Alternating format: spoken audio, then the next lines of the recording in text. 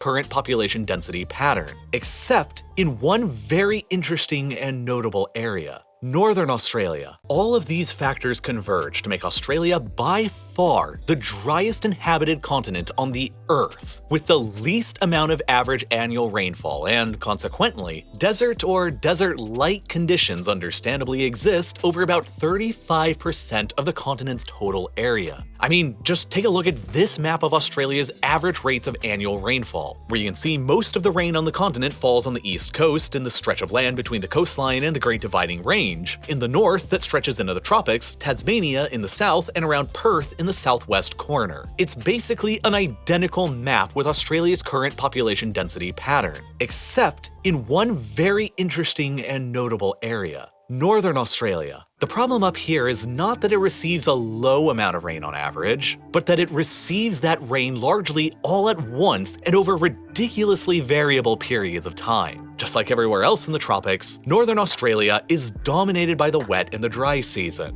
where rainfall is greater during the summer and less during the winter. In the case of Darwin, the largest city up here on Australia's northern coast, the average annual rainfall amount is more than 1,800 millimeters, which is nearly triple the amount of rainfall that London gets. However, the vast majority of that rain falls during just the 4 months of the wet season between December and March, when the area's monsoons and tropical cyclones are generally active. And when you discount the immediate coastline, the rest of northern Australia in the interior, between the coast in the north and the Tropic of Capricorn in the south, suffers from some of the most highly erratic rainfall seen anywhere on the planet, largely owing to the unpredictable pattern of the area's tropical cyclones. Back in 1898, one of these cyclones dumped an absolutely unbelievable 740 millimeters of rain over this small northern Australian town in just a single day, more than the entire average annual rainfall of London,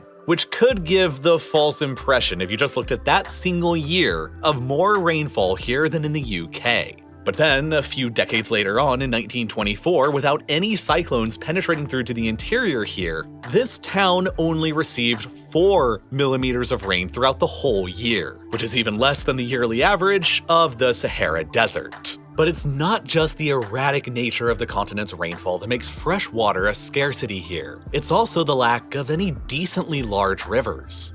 The most significant river system on the continent is the Murray-Darling Basin here in the southeast, in one of Australia's most heavily populated cores. But it just kinda sucks from a build a big civilization perspective.